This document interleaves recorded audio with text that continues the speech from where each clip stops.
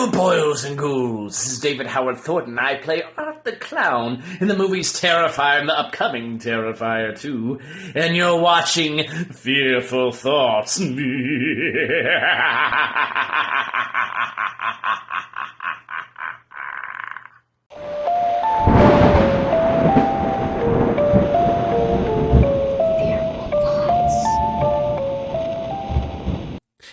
What is up, everybody? Hey, everybody, how's it going? Hey. Sorry. Oh man, this is so new. Way awkward. Yeah, really extremely awkward. Welcome to the show, Isaiah. How you doing? I'm doing pretty good. How you guys doing? Difficult. I'm here. Yeah. Well, you know what? We're here. We got everything rolling now. So. Yeah. This is fun. Yep. So, I just want to say welcome back, everybody, and I hope that you guys have been watching. We're getting close to the end of season 1. I'm super excited to announce that the very last episode of the season finale is with David Howard Thornton, which is really awesome. Yeah. That's amazing. Yeah, no, I'm pretty excited. Are you excited, Isaiah, to listen to that episode? Oh, I am very excited. I am a little nervous still. I'm extremely nervous. You're extremely nervous? Yes. Yeah, it's a big one. So I gotta do this again. We're all a little jumbled up from technical issues, but A few technical difficulties. a little bit. As you can see, we're on a whole new platform right here, Discord. So make sure if you guys have an actual, if you guys have an idea of an episode that you guys like to see in the future, this is the last episode before the season finale, so this would be considered for season 2. If you guys have an episode idea, make sure that you go down to the Anchor app, voice message us there, or go to the Facebook page, where now you can officially message us there, because we just got that issue resolved. So I'm happy to say we're good. We're getting messages.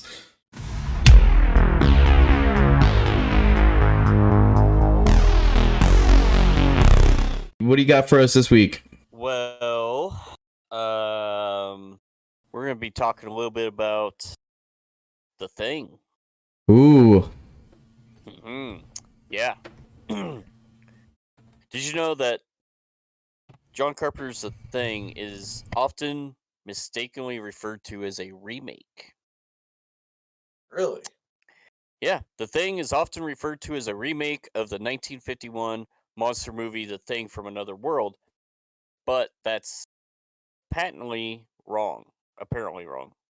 Fucking autocorrect messed up my words.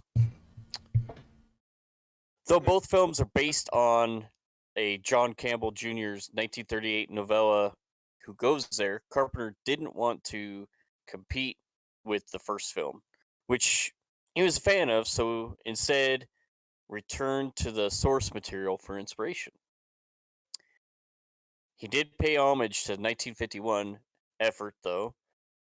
The screen where they find the alien has been excavated from the ice was a nod to the first film. Despite stressing the differences, the director of the 1950s version was quick to criticize Carpenter's movie, something that upset him.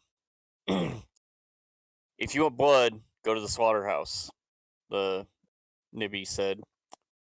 At the time, according to the Telegraph, all in all, it's a terrific commercial for Scotch. Yeah. Oh, that's actually kind of funny. Right? And that, yeah, it's quite interesting. Yeah, that is pretty. I didn't know that. Yeah. I mean, I thought for the longest time it was a remake. I would have assumed that as well. Okay. Especially being the same story and everything. Yeah. And obviously based off the same book. You would think so. Yeah, I can understand that. God damn. So, I swear. that's quite interesting, though. Yeah, that is pretty cool.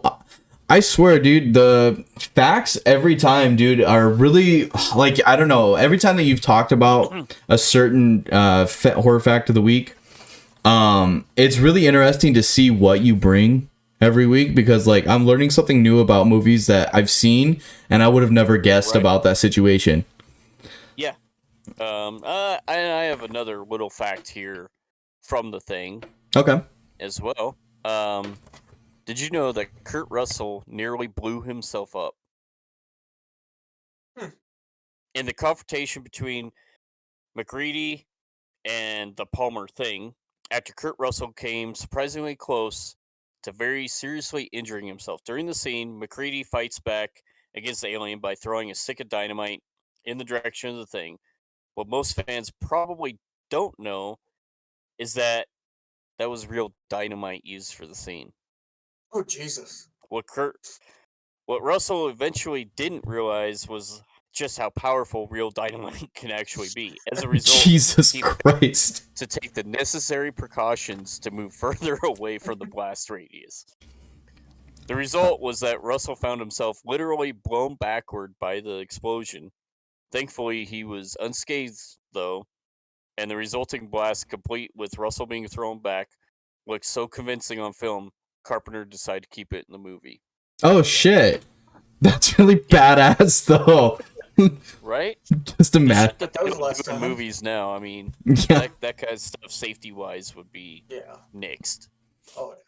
Oh, my. So it's interesting that how movies back then, the risks that they took. Oh, yeah, dude. And well, that brings me back to, like, Quentin Tarantino. Like, the realism in his movies was extremely interesting, because, like, Leonardo DiCaprio, being a badass that he is, fucking the realism of the glass. Yeah. And then smeared it over the face. How he actually cut his hand. It was real blood and everything. So, and instead of stopping, DiCaprio, he stayed in character, just kept going. Yeah. Which is... Yeah, I read something about that not that long ago. Yeah, isn't that fucking... It's insane, dude, what film directors and actors will put themselves through in certain movies and situations. Yeah. It's pretty hardcore. God, yeah, it was a whole list I was reading through of different actors, how despite different things happening to them, they stayed in character and finished out the scenes. In fact, one of them was about Tom Cruise. I want to say it was in one of the Mission Impossible movies. Mm-hmm. One of the newer ones, where he jumps from one building to another. He actually did that, and when he... Obviously, the building wasn't a full, all up, CG. But he broke his ankle. Ooh. And he finished that scene out. He didn't stop the scene or anything. He finished it out and limped off the stage. So when in the movie, when you see him kind of limping on the rooftop, that's real. Oh, that's shit. Real. I didn't know that. Right? I couldn't work through that. Yeah, but I mean, like, Tom Cruise is one crazy motherfucker anyway. I mean, just, think of the cult he's in. Isaiah knows what I'm talking about. Fucking Scientology. Scientology. I know what you're talking about too. Oh, motherfucker, he's crazy. those Scientology people, they're fucking nuts. Oh man, yeah, right up there with the lizard people. Lizard people. Illuminati. Yeah, lizard Illuminati. Yeah. Yeah. Flat earthers. So I have a fun new game to play with you guys, and I thought it would be interesting to play on this episode, especially. I don't like it. You don't like it? It's different. I like it. It's not two truths and a lie like we usually do. This is Would You Rather Horror Edition. Okay. So, I'm going to ask you gentlemen each questions, and we're going to go around and see what you guys think. Okay. Question 1. Would you rather see the girl from The Ring every time you look up into the mirror, or would you rather feel something touch your foot every time you sleep? Alright, so right off the bat, I am terrified of mirrors. I don't know why, always have been. Wake up at 3 in the morning, go to the bathroom, look in the mirror. I think something's gonna jump out and kill me. I'm gonna go with something touching my foot. Something touching your foot? I have a few questions. Okay. About the something touching my foot. Yeah, what is it? Is it a hand? Is it a foot? Is it a tongue? Is it a dick? I mean, what's touching my foot? Well, what temperature is it? Is it fuzzy? Is it smooth? Is it scaly? Like, I need details. How often is it touching your foot? Every time you sleep. No, it says it says every time you sleep, something touches your foot. You feel something touch your foot. Once? Does it touch it once? It does. All night long, it's like cuddling with. Yeah. We could say like all night long. Okay, so it's consistently. Is it just touches your foot and it stays on your foot, or is it like a like back and forth repetitive motion, kind of like a cat playing with your toes? Yeah. Right. Let's say that. Okay. Now, is it scaly? Is it smooth? Is it hairy? It's anything. It could be anything. It could be different every night. Is it hot? Is it cold? It could be different every night. I'm gonna go with the mirror. Ew. I'm gonna go with the foot. I'm gonna go with the foot. I'm just gonna pretend it's a dog, a cat. Shit. Okay, I'll go with the mirror. This is the fun thing too. I get to play this game too. Honestly, personally, in my opinion, I probably.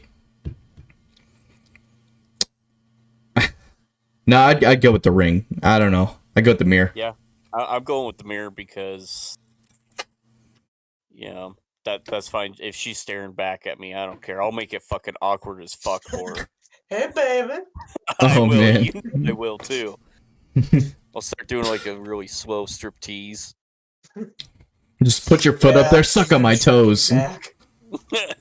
Or from the last episode. She'll be like, I'm never coming back. Suck out your anus. Fucking sea seal sucking out your anus. I got it right here. You got your anus? Oh, you got it right there. Did Isaiah hear about that?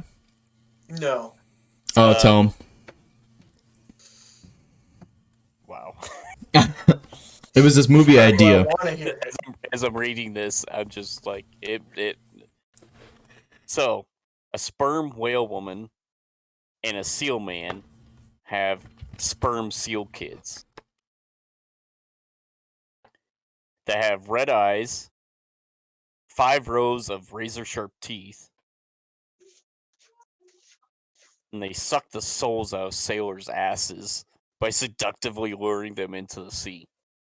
Jesus Christ! What are the asses? It has to do with the episode prior to this, Sea Monsters. Okay, I haven't listened to that one yet. So. Well, you're gonna have to. It was. Then it'll make sense. Yeah, it was just. All right, when we're done with this, I'm gonna hop off and listen to it. You better. Just so you know, this is just what I do throughout the episode. Now I'm compiling movie ideas from different monster stories. More or less sounds like a weird porno. Hey, whatever the fuck. Okay, there's some weirdos out there. Somebody will buy it. I mean, yeah, the people like foot fetishes. So, Jesus. Or fucking Yetis. Or, yeah, Mother Russia, fuck the Yeti. Yeah. Okay, so we Tristan and I agree with the ring. Seeing her in the mirror, you're like, I'd rather get my foot touched. Yeah, no. Because you got a foot fetish. That's right. Well, not really, but Really? No, I don't. But all right. I got a lot of other fetishes. So there's 4 of these. So the second one, would you That's 4. We only got for 1. Holy shit. Yeah, that's why I was like, yeah, whatever. Would you rather be trapped in a room with Annabelle, or would you rather be trapped in the room with Chucky? Oh, Does Annabelle have sharp teeth? I don't know. She just fucks with you a lot. You've seen the movie. Think of the movie, and that's what happens. Like, and same thing with Chucky. Like, think of the movie, and then that's what goes. I'm just stuck in the room with them. Yeah, you're trapped in a room. Are they trying to kill us? Right. Yes. Are they trying to kill us? Can I reason with them? You could try. Pick out and smack them with it. Jesus You know where Christ. I'm going. Oh fuck. That's a tough one. It is. I'd almost have to go with Chucky. Because he talks. Yeah, he talks. We can hold a conversation. We talk about murdering Alright. people. Okay. Talk about different ways to murder you. He'll be my best friend till the end. Oh, God, you little quote movie. You little smoothie, you. Oh, Doing it, man. Janet.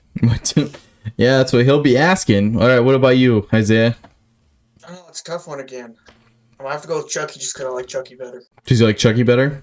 Yeah, I like Chucky better. Oh, man, I got something for you when I see you next. Now it's time for you who doesn't like Dolls. Fuck. I mean, either one, I'm fucking screaming like a little girl. But if I had to actually choose, I'd probably go with Chucky. Honestly, like if I had to choose between Annabelle and Chucky, well, Annabelle, she's more like super, you know, she can lift you up in the air, throw you around, take your soul, you know, all that weird shit. And then you got Chucky, who's just like pitter patter, like running across the floorboards, and you're like, get back here, you little bastard. Like, you can lock that fucker in a little trunk and just, which has happened in movies. and then he's just stuck there, where she can use her supernatural powers to get the fuck out. Yeah, exactly. Exactly. See, that's what I'm saying. Does Chucky know voodoo and like some creepy shit? Yeah. But Well, I don't. like I said, I would just start brainstorming with him about going on a murderous spree and. Hey, let me be your apprentice. Right? Yeah, that's exactly it. Is this a new job? Are you taking you taking applications? Maybe. Okay. So Chucky. All right. 2 down. Chucky. And 2 to go. Would you rather forever be chased by Pennywise the Clown or have to forever run away from the creature from It Follows? You guys have both seen It Follows. It's the STD ghost. Yeah, I know. So I'm trying to figure out, do I want to be chased by a fucking clown, or do I want to be forced to constantly have sex to get rid of the It Follows demon? It says that you forever run away from the creature, which I'm guessing, and this is the way I take it, it implies that you can't have sex to get rid of it. Well, see, then that takes away from the whole mythos of that character, because that's how you transferred it on and got away from it. Yeah. Oh, that's true. That's how you survive. So then you're taking away that loophole. So do you get followed by it, transfer it to someone else, and then somehow you have sex with some person and you get it again? Yes. Yes. That's what I was. Groundhog Day. It's just Groundhog Day. Every day, you know. That's what I was just thinking. So it really helps when you it doesn't help when you have a dry spell, is what you're saying. Yeah. That's right. All right, get laid. But the other thing about Pennywise though, it's only bad if you're afraid of him. If you aren't scared of him and you like bitch him out about stuff and call him a little bastard all the time. Hey, you little bitch, get in my bed. Right. But at the same time, he can reach into the deep nether realms of your mind and pull out fears and use them against you. Oh God, a Furby. So, your deepest, darkest fears, he could pull to light. Oh. I mean, just him being him, scare the shit out of you. We don't talk about that. Yeah. Fuck off. Eat a dick. Remember that time I was in your room, middle of the night, wearing a clown mask? Yeah. You're welcome. Yeah, I'm sorry about your tooth. Yeah, it's fine. It's still crooked, but I literally, motherfucker. Okay, I'm gonna tell it all because since you brought it up, I'm just gonna tell the fucking story. It's a good story. It's a good story. So this motherfucker came into my room after we were at the haunted house that we were doing. When we were working hard, it was the end of the night, and Isaiah, I thought he went to bed already. And I went in my room. I didn't even turn on my light. I was so tired. I just, took off my jacket, shirt, put on a pair of shorts that I had laying out. And then I hopped in bed and I was on my phone just laying there, just scrolling. Next thing you know, I just kept on feeling something touch the end of the bed where my feet are. And so I thought it was the cat that was in there. And I was like, okay, get off, cat. And like I kicked it away because it was just like, it was being weird at the end of my, feet. And I was like, well, what the fuck? And so I turned my phone with the light like this. And all I see is this fucking clown face just sitting there. So I dead ass, I MMA kicked this motherfucker in the face, threw him into the wall. And all I hear is, oh, son of a bitch. And yep, and then I asked him, so was that worth it? And he was like, totally. It was so worth it. Or they had a migraine, bent in tooth. Yeah. Yeah, but like sheer terror on your face made it. I was like, ah! Like I just fucking nailed it. But I'm fight or flight, and usually I go for fight. Like if I'm gonna die, like you're gonna die anyways. Why not just go out swinging? So fuck you, clowns. That's all I gotta say. So I'm gonna go with It Follows. It Follows. So you just want to get laid all the time. Yeah, I mean. All right. Any chance to get laid? I'm torn between the two. You're like, get laid or see my fears. I mean, that doesn't sound like a terrible option when you think about it. Huh? Well, the thing is, I'm trying to think. You can't sleep with someone that you like. You can't sleep with somebody that you're with already either. It's gotta be different chicks all the night. So bar hopping. No. Why can't it be? Because then that defeat the. Okay, think about it like this. Would it, or would it somehow give the demon a paradox, and he just like how? Like okay, so you're no, you're already. Now I'm going after him and his wife. Exactly, back and forth. But you're that's already both your basses. That's already contradicting to what you already said, though. You already stated that takes away from the fear. I mean, not from the fear, but from the whatever you said. That takes away from it. Yeah. So basically, what happens is you have sex with somebody. Now that person has it. They have to die. So and then it retracts back to going to you. So what you're saying is you like your loved one or whoever you're doing it with is immortal. Like, that doesn't make any sense. Like, you would have to do multiple people. I'll just give her that ghost dick. That ghost dick. What if it's an orgy? And it's just going around. I just imagine the It Follows creature just standing there going like this. Where? Oh, I'm just trying to figure it out. Just can't figure it out. Oh, I slipped out.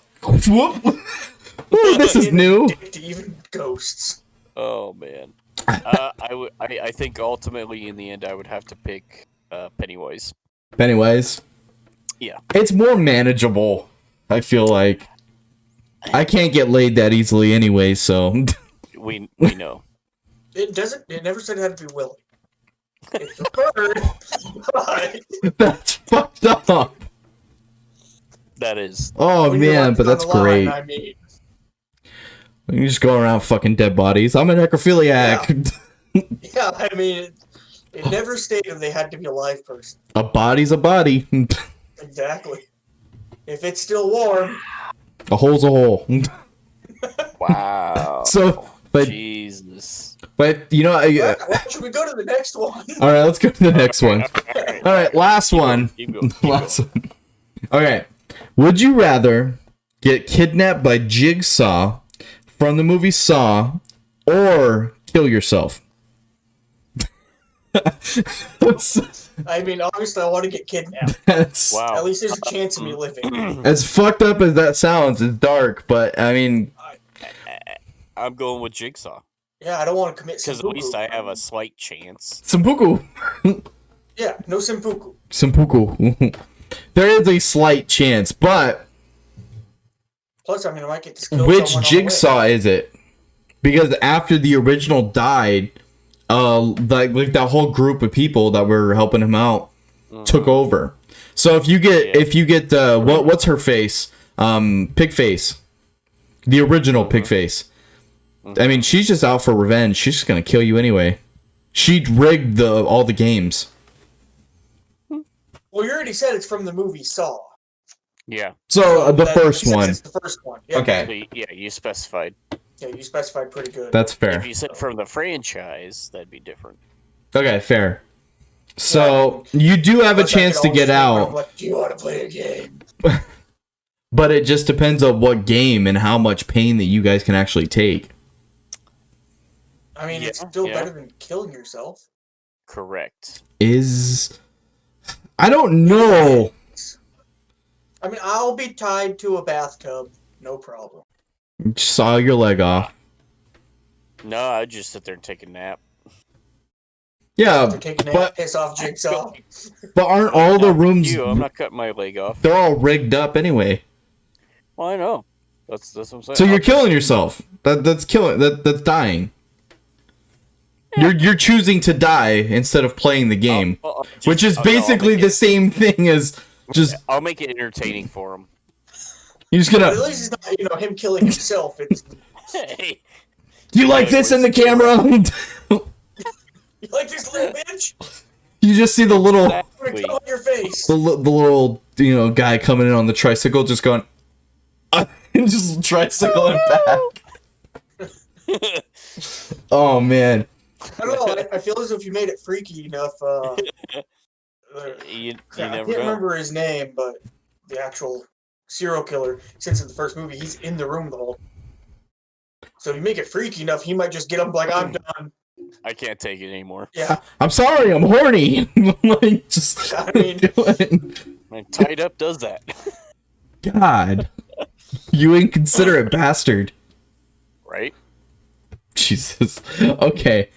All right. Well, that was it. That was the game. That was a good one. I like it. All right.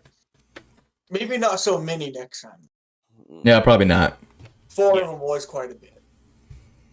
That's what she said. Yeah, it is. Depending on the she. Ah, man. Might not be enough. Oh, He hears Jesus. that all the time. Damn. God, fuck you. Anyway, we're getting started. What do you got for us? So, I wanted to make it interesting. I wanted to do the Striptease. not the striptease. Not the striptease. Have you guys ever heard of the hachishakusama? Yes. It sounds familiar. So, I know you both have heard the one story. This is a different one. Okay. Is that tall lady that runs after you? We'll see. It's just a different story. You shut the fuck up, both of you. God damn it. Motherfucker. Anyway. Alright, so let's begin. Shut. You stop it. I'm gonna come through this goddamn computer screen and smack you upside the head. Alright, here we go. Alright. My father's family home was just a little under 2 hours away by car from where we lived. A small village surrounded by farmland. I often stayed with my grandparents during my summer vacation and winter breaks from school, and they were always happy to play with me. But the last time I visited them was over 10 years ago now. When I was still in third year of high school, it was my spring break and I had been invited to visit, and since the weather was good, I rode my bike out to their house. After I got there, I was a little cold, so I stretched out for a moment in a warm sunny spot off the road. And then I heard something strange.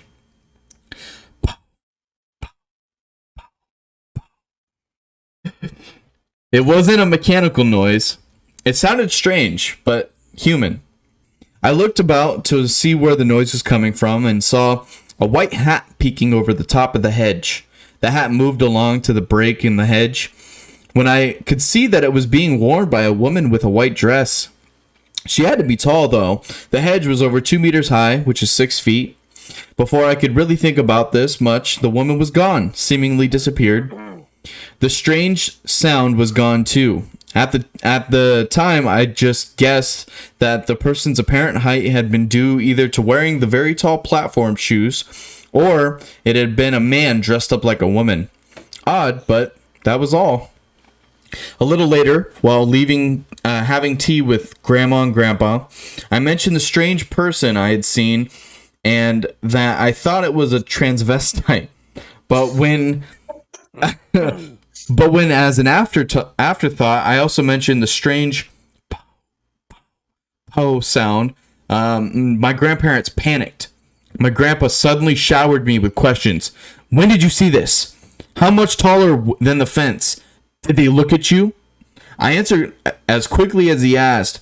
Then he rushed to the phone in the hallway, shutting the sliding door so I couldn't hear the call. The room was suddenly very quiet. Grandma smiled a little, but was trembling for some reason. Grandpa came back soon and told me I would be staying overnight with them. I had to admit that I didn't understand what the fuss was about. I asked what was so bad about the strange woman. Grandpa said, Grandma can tell you. Then he looked at her and said he was going to pick up someone named K-son. It means Mr. or Mrs. K, and then left. In a clearly shaky voice, Grandma said, it seems that hachishakusama has become interested in you, but we shouldn't worry. Grandpa is making arrangements. Grandma then told me a little at a time that the 8-foot-tall woman was not a person. She was some sort of monster, named hachishakusama because of her height. 8 shaku, Japanese foot, about 11.9 inches tall. Hachi is 8. Shaku, foot, sama, person. Her appearance could change somewhat, sometimes young, sometimes old, but she would always be abnormally tall and would always have a creepy laugh. Pow, pow, pow. Once hachishakusama took an interest in a person, they were hunted to death in just a few days, and the last known victim of hachishakusama had been 15 years previous. I learned later that hachishakusama was supposed to be trapped in a shrine near the village, having been sealed in by 4 statues of Jizo, a protective deity of children, each placed to the north, south, east, and west of the structure. The village had some sort of agreement with its neighboring villages, wherein they were given some advantages to make up for the fact that they had to watch over the monster. For example, they got first priority on water use, since it had been over a dozen years since hachishakusama had killed anyone. I have to wonder if the old men in those villages thought it was still a good arrangement. At the time, I couldn't quite believe what I was being told. Of course, but then Grandpa returned with a very old lady, Kei-san, for that's who it was, handed me a small paper charm and told me to hold on to it. Then she and Grandpa went upstairs. While they were upstairs, I tried to excuse myself to use the bathroom, but my grandma wouldn't let me go alone. She insisted on keeping the door open and an eye on me as I was using the facilities. This is when I started to really understand just how serious my grandparents felt the situation was. I was soon led upstairs to a bedroom. The single window in the room had been covered with newspaper, on which a charm like the one I was holding had been affixed. In each corner was a small pile of morishayo, sacred salt, and they had also set up a small wood box with a statue of Buddha on it. I was told I would have to stay in the room until 7 the next morning, and that I couldn't leave no matter what. They provided a bucket for me to potty in. Grandpa made it clear that neither he nor Grandma would talk to me until 7 the next morning. Kei-san told me to keep the charm on me and pray to the Buddha if I got scared. I had a bed and a TV in the room. Grandma had left me snacks. I tried to watch some TV but couldn't pay attention. I wasn't hungry either, so I just lay one on the bed, wrapped in the sheets, and eventually fell asleep because the next thing I remember was waking up to a late night show on the TV. My watch said it was around 1 a.m., and I heard something tapping on the glass window. I tried to ignore it. It was very persistent. I had some tea and a snack and turned up the TV to drown out the tapping. Then I heard Grandpa call from the hall. "Are you all right? It's okay to come out if you're too scared." I started for the door automatically, but stopped myself, as I remembered how insistent Grandpa had been that he wouldn't talk to me until 7. Again, I heard him. "It's okay. Come here." I wanted it to be my grandpa's voice, but somehow it wasn't. I suddenly had goosebumps all over me. Then I noticed the salt in the corner. It was becoming darker. I dropped in front of the Buddha, clasping the charm in both hands, and started praying for help. The tapping on the window started again, louder than before, more insistent. Then a definite hand slapped the window, despite the fact I was on the second floor. I did the only thing I could. I kept praying to Buddha. It was a long night. I really don't remember much other than praying until I heard the news on the TV. I looked over, and the morning clock on the news screen showed it was 7:13 a.m. All Japanese channels, Showtime on the screen during morning programs. The tapping had stopped. The voice was gone. The salt in the corners was almost black. I gingerly opened the door. Grandma and Kei-san, both looking worried, were there. Grandma, in tears, told me things were going to be okay. Downstairs, I followed my father, waiting. Grandpa came in from outside, and we needed to drive off. Outside, I found there was a number of men standing around near a van. My grandpa's car was in front of the van, and my father's was behind it. I was seated in the middle of the van with 8 of the men sitting around me, 1 to each side, and then 3 in front and 3 in back. One more man took the driver's seat, and Kei-san took the passenger side of the front. I was told to keep eyes closed and my face pointing down. "You are the only one who can see Hachishakusama. Don't look at her." Our convoy started off slowly at first. I don't think we even traveled 20 kilometers before Kei-san warned us things were about to get hard. Then she started to chant phrases that sounded Buddhist, and then I heard the laugh again. "Po, po, po, po, po." Clutched the charm to my chest and kept my head down, but couldn't resist a quick peek at the window. That was a mistake. I could see a white dress. It appeared stationary to the car's window, even though we had to be moving very fast at that point. The figure moved as if to lower its head to the window, and I grasped, and the man next to me told me to shut my eyes, which I did, and tightly. Though no one else could see Hachishakusama, they all heard what happened next. The tapping. I don't know how, but the tapping started on every window in the van, all at the same time. I don't know how long it lasted, but over time it faded. Kei-san had stopped chanting by that time as well, and eventually said that she felt we were now safe. So the cars are all pulled over. My father and Grandpa thanked all the men who had assisted. As it turned out, all of them were related to me. Grandpa and Kei-san had hoped to confuse Hachishakusama by surrounding me with many people of the same bloodline. I had to stay overnight while Grandpa was gathering my kinsmen, and it was deemed safer to try to escape during the day than at night. Kei-san asked me to show her the charm, which I had forgotten was still holding. It had turned almost entirely black. Kei-san commented, "It should be all right now, but just in case." And with that, she handed me a new charm to hold on until I got home. I drove home with my father. During the drive, he told me that one of his friends, when he was young, had been taken by Hachishakusama. Grandpa and the neighbors delivered my bike back to me later.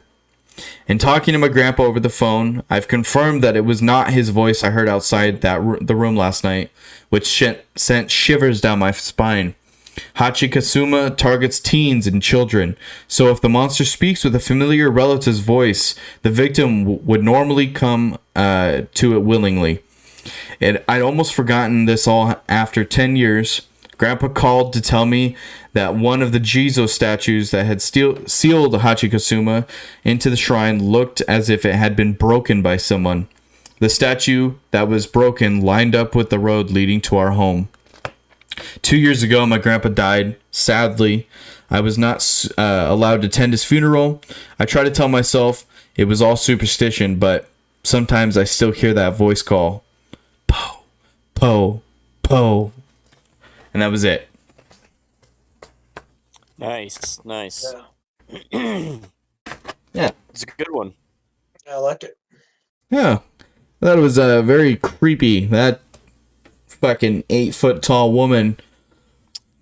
Oof. 8-foot Man. tall transvestite. Yeah, I don't know. I mean, what all does she do to you when she has you? She kills you. In what manner? I don't know. Does she strangle you? Cut your face? She does some shit. There was it doesn't really say a whole lot, but Okay. like Japanese lore and all like the ghost stories and stuff like that. Mm-hmm. I want to do more on it, and I think I'm going to, because there was this other one I was really aiming at looking at, which is it's the what is it? The slit-faced woman is one of that them. one's good. Oh yeah. Mm-hmm. Yeah, where she asks you. I think it there's one where there's another different being that asks you in a dream, and then this one asks you in real person, and she says, "Am I beautiful?" And if you answer, if you answer no, Answer maybe. she kills you right away. But if you answer yes, she smiles and she slits your cheeks open. Yeah, she does that to make you match Her. beautiful smile. Yep. There's a way to get out of it. I can't remember what it was. Yeah, confuse her. Yep. Yeah, Was it maybe? Yeah, if you confuse her long enough, you can run away. I thought there was like a phrase that you have to. I don't know. You'll have to read the story. maybe a couple words you gotta say, but yeah, it's kind of like a maybe Yeah, you got to confuse her, from what I remember. or possibly or something like that. Yeah, you can't give a direct answer, yes or no. It's Okay. more of a indirect answer. But I mean, are you going to remember that when she shows up? I mean, I wouldn't. You're gonna have a little note in your phone. On your phone. All the different things you gotta say. You'd be like, okay, which monster are you? Are you pretty? I could be. Hold on a second. Okay, I'm supposed to say this. I'm supposed to say this. Oh shit. Oh man, I don't know. I would be terrified of stuff like that. Like, Oh, definitely. Oh yeah. but I mean, there's no way you can't be. I mean, something unnatural like that. ugh, it just freaks me out a little bit. All right, Tristan, you're next. All right. Well, my monster's a little more well known. But we definitely have not covered it Oh, on our podcast at all. perfect. They're little. They're green. Gremlin.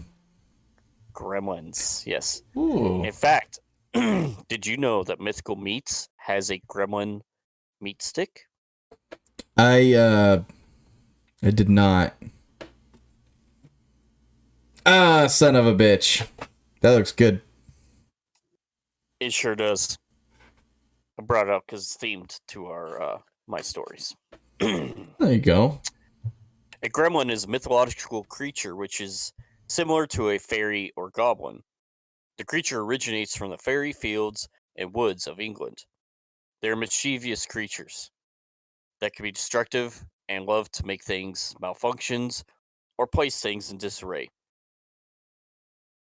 Wise dowaggers would catch and keep them as pets to do their evil bidding. Folklore expert and linguine I can't even. I'm sorry. It's like linguistics. Yes, thank you. But it's like a really shortened word. John W. Hazen points out that the word gremlin comes from the Old English and the word germain, which means to vex. Even Grimm's Fairy Tales has a story titled Fremlin Beer. The furry little pets were called mogwai. They were harmless until their evolution into gremlins, which would happen if they ate food at midnight. Then, when they would change from furry creature to a leathery bat-like creature with spiky backs. Their features would evolve with large, strange eyes, sharp teeth, and small, sharp claws. All of these premutations of the creature dislikes bright lights and sunlight. They become agitated and start to be destructive. On top of all that, if they get wet, they start to dangerously multiply. New mogwai spawn from the creature's back as small round fur balls the size of a marble. Then I have a couple encounters. Like real encounters with a mogwai? Real gremlin encounters. Or allegedly real. Because, without being there for certain or, physical proof, it's hard to... Just saw a guinea pig just fucking running around. So, the alien of Brown Mountain. Although these last two examples didn't take place in the air, the descriptions of these creatures match those given by pilots in World War II almost entirely. Furthermore, they both occurred after the early 1950s when the sightings by pilots had stopped completely, coincidentally or not. In 1961, Ralph Lale claimed to have been investigating the Brown Mountain lights. He encountered a mysterious 3 to 3.7 meter wide orb, which he felt scanned him. He followed it into the caves of the Brown Mountain. He found his way into a network of precision carved underground tunnels and ultimately ended up in a huge chamber. It was there that Lale claims a voice from the orb spoke to him and revealed cosmic information. Lale later returned to the cave and was taken to Venus, where he met a number of Venusians and had sex with beautiful Venus women. After returning from his trip, he found the mummified remains of what appeared to be an alien being in the cave. Although he recovered the photographed corpse, the body itself was said to have been destroyed in a suspicious fire at the shop which Lale owned.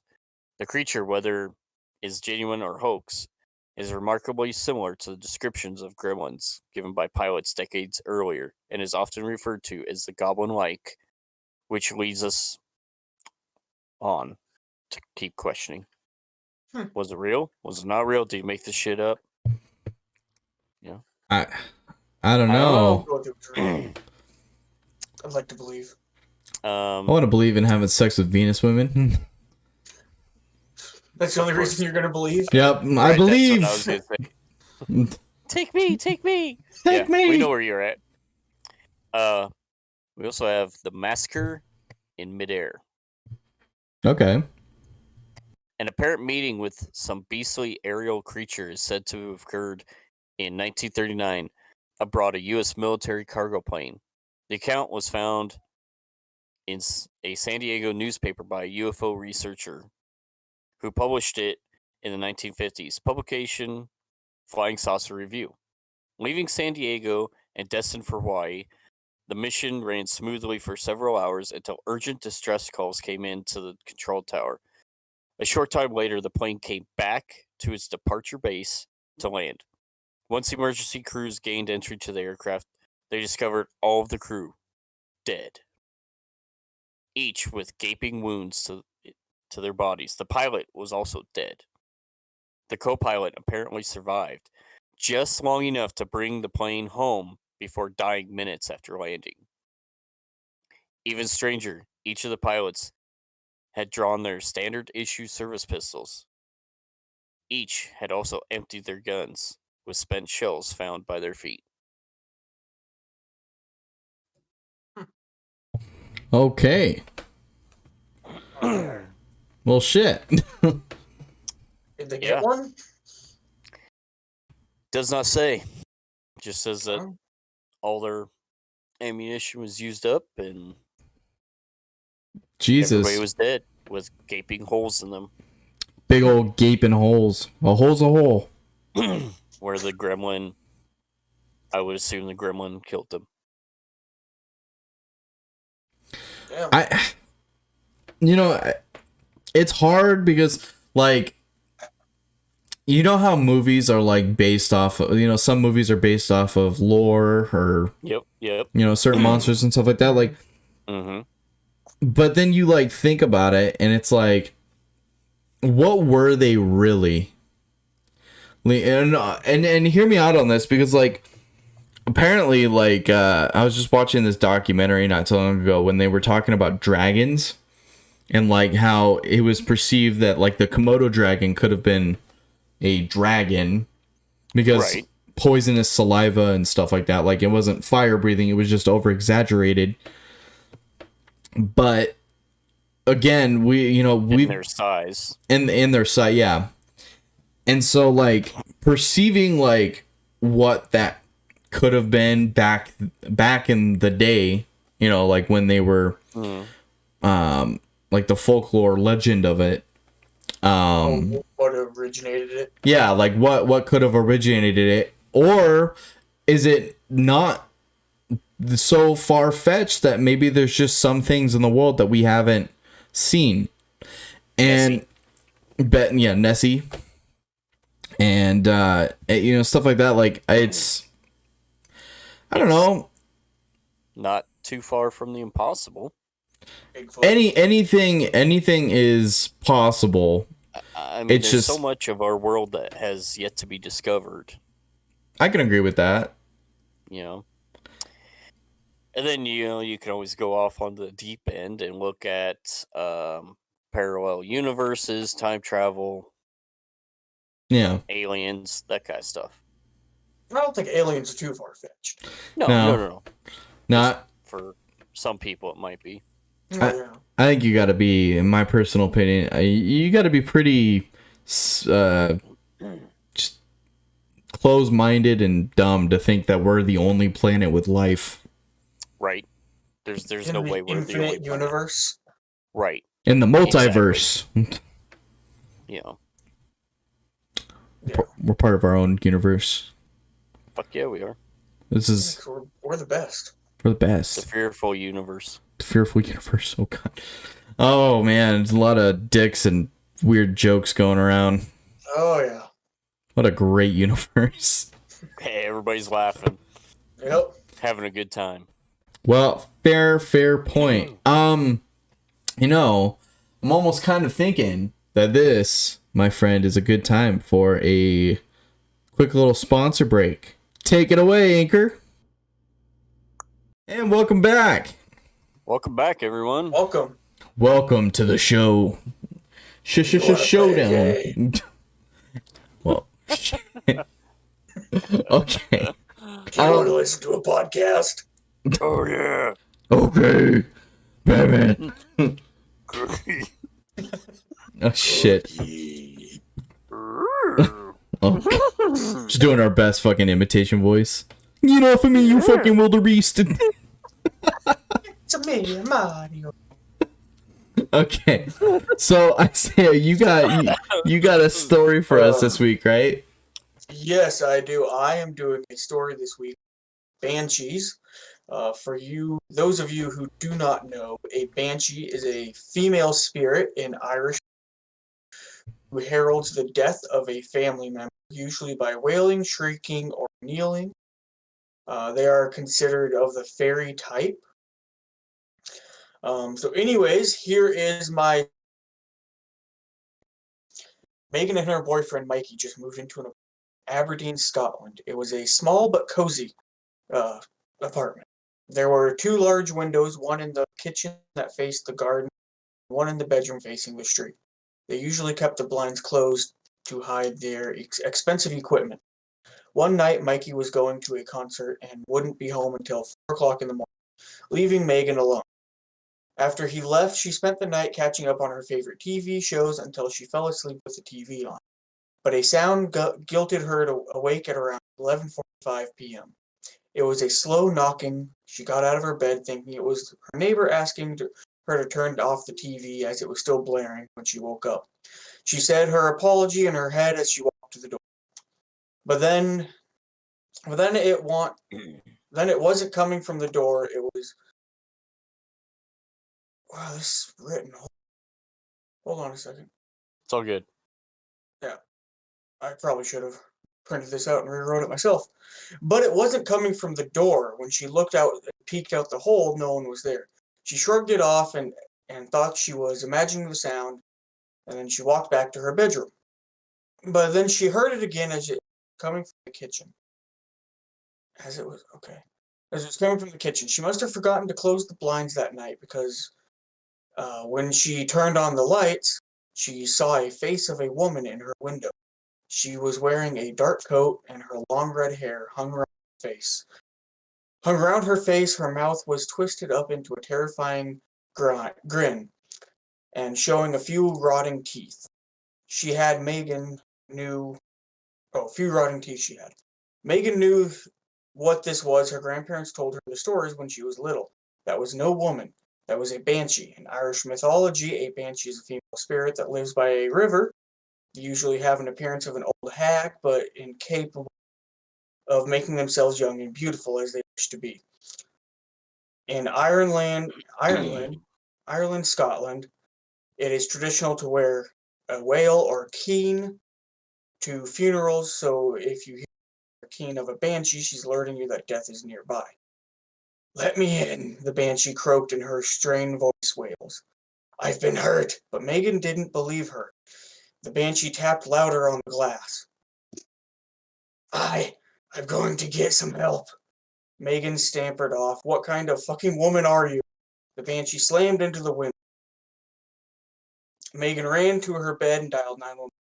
She sat on the bed praying that this was the most scariest experience of her life. But the banging on the window stopped just as she had gotten it through her head. She noticed a shadow behind the curtains. You little bitch, you think you're good? There was nothing Megan could do but wait there as the banshee haunted her.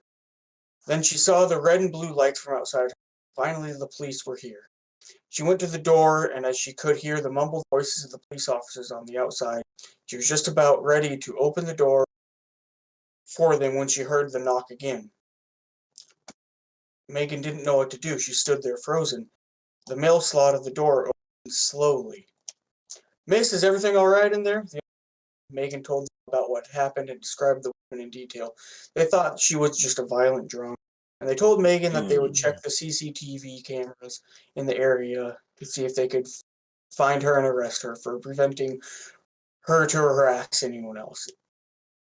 Days later, Megan got a call from the officer. So we checked the security cameras in your area. Yes, we did find the one you said. And what was strange is she only appeared in the one outside your room and outside your kitchen.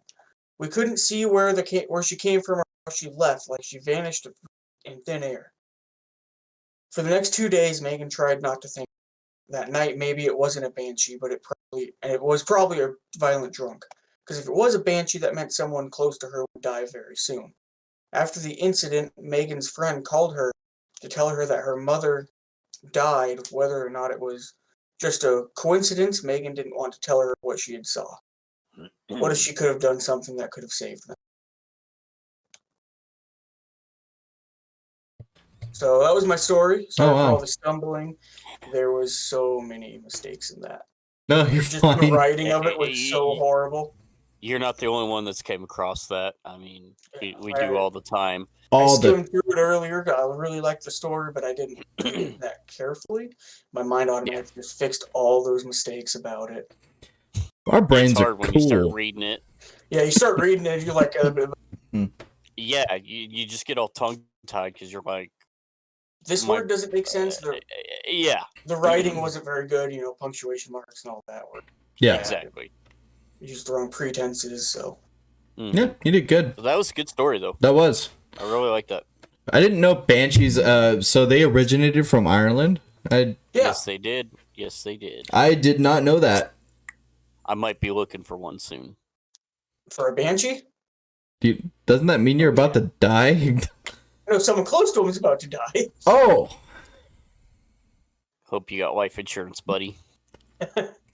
I don't. fucking knew it. Not since I lost my job. Fucking season 2 comes around and Why I'm not? like not in the show anymore. He's Just just a- on the show. It's just Tristan. It's just a little sock puppet. Doing great, sock puppet E6. You'll never get away with this. Yeah, I mean, I'm gonna be looking for leprechauns and A puka. a puka and now banshees. Oh, and the Selkie. Almost forgot about that one. How'd you forget? That was just Dude, last you're Gorgon. episode. I know, but got so much going on. Fear Planning. Gorga is another one. Irish mythology. Which one? Fear Gorga. A Fear Gorga. What? Fear Gorga. Fear Gorga. Yeah. I thought you said Fear Origa, and I was like, Fear oh, Rigor. E. rigor mortis. Well, All right. that was pretty awesome. I enjoyed that. See, I was like our guest. So I think that's something that we need to really start nailing down. Every guest has to bring a fucking story every time. Yes, it needs to be a little more well planned out. Yeah, this is a last minute episode. It was, but it's a good one. It was a good one. Stories all around. I actually enjoyed that. I see. There was a few, Isaiah, that were like a banshee that I was like, no, and you told me that's what you were gonna do, and I was like, I didn't want to. You're like, I better not tell Yeah. that story. You don't want to be too close, but I was trying to that's be why I different. went completely different. Yeah, Completely different. Gremlins. Gremlins. What's wrong with them? yeah, I can't mean, get very Mugway. much different than that. Yeah. So, I think that's all for today. What do you Yeah. think? You think we're pretty good? Do you think the audience Yeah, is gonna I be think- pretty happy? They fucking better be. They better be. A lot of effort put into this. Yeah, those bastards. For Oh. blood, sweat, tears. Finding all those stories All was dead hard, bodies. Yeah. right? Well, To the fearful followers, be brave stay scary. and always be mindful of your fearful thoughts. Thank you, everybody. Hey, everybody. Good night.